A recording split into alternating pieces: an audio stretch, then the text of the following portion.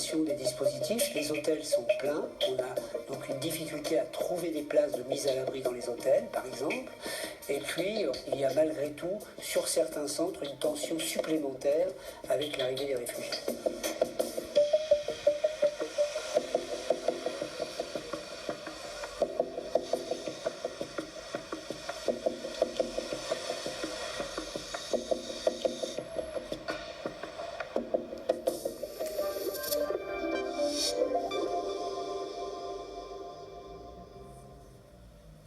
On va essayer d'aller plus loin avec mes deux invités. Bonsoir messieurs, Eric Piès, qu'on vient de voir dans le reportage, directeur du SAMU social de Paris, Yann Brossard, député communiste de la ville de Paris, en charge de l'hébergement d'urgence. Merci tous les deux d'avoir répondu présent. Monsieur Piès, vous avez publié une colonne dans le journal Le Monde. Vous parlez d'une catastrophe qui s'annonce. La trêve hivernale, c'est aujourd'hui. L'hiver arrive. Vous savez, quand on est à des tels niveaux de personnes à la rue, et les Parisiens le constatent tous les matins en sortant de chez eux, on peut craindre une catastrophe en effet. Au mois d'octobre, c'est près de 500 personnes chaque nuit que le 115 ne pouvait pas prendre en charge. Donc ça veut dire à peu près 300 enfants. Donc oui, effectivement, nous sommes extrêmement inquiets à l'arrivée de cet hiver. Alors, excusez-moi, mais c'est vrai que chaque année, les Français entendent la même chose. Il n'y a pas assez de place. Les sans-abri sont sans protection. Est-ce que cette année, c'est pire que les années précédentes ?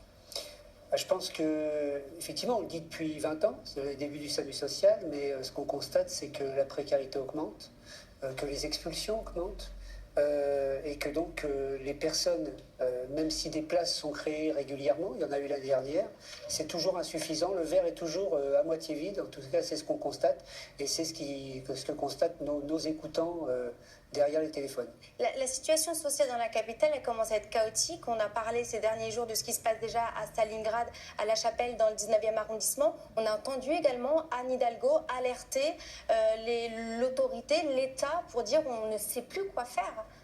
La situation, elle est effectivement tendue, pas uniquement parce qu'il y a la question des réfugiés, mais tout simplement parce qu'il y a la crise et parce que le nombre de personnes qui se retrouvent sans domicile fixe ne cesse d'augmenter. Si je me fie aux statistiques de la Fondation Abbé Pierre, le nombre de SDF depuis 10 ans a progressé de 50%. On a aujourd'hui 140 000 personnes dans notre pays qui sont sans domicile fixe et qui se retrouvent dans des difficultés de logement parfois terribles.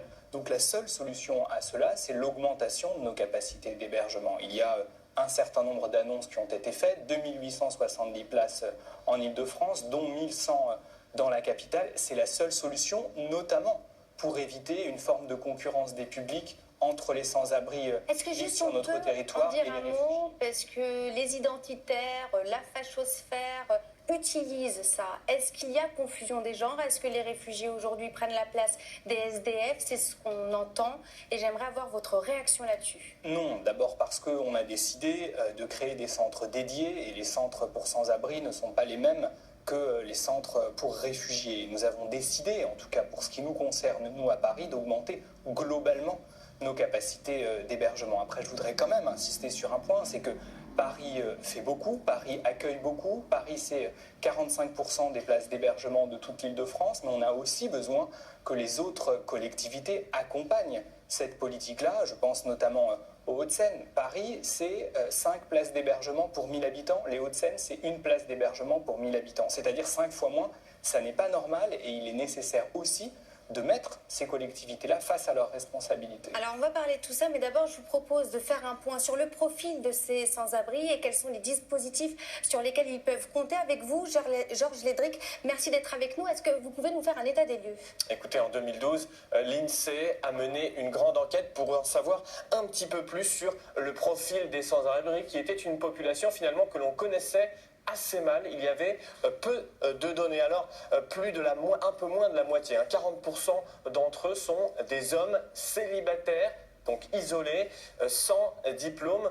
En revanche, il y en a 25%, d'après le SAMU social, qui sont des travailleurs pauvres et 1 sur 10 qui possèdent un diplôme de l'enseignement supérieur. Ce sont des données finalement qui vont un petit peu à l'encontre de l'image que l'on a traditionnellement du SDF complètement marginalisé, désociabilisé.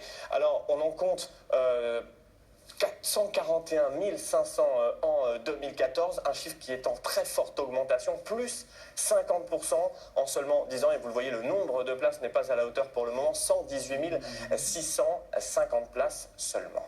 Merci Georges Lécrite pour ces précisions. On a une France qui est en train de vivre un déclassement, on l'entend, et c'est ce que ces chiffres nous disent? Je crois que ces chiffres, ils disent surtout que le problème, il est en amont par manque de places d'hébergement, mais il est aussi en aval, c'est-à-dire que les gens ne sortent pas du dispositif, notamment les travailleurs pauvres, on compte 25%, c'est effectivement les moyennes qu'on retrouve.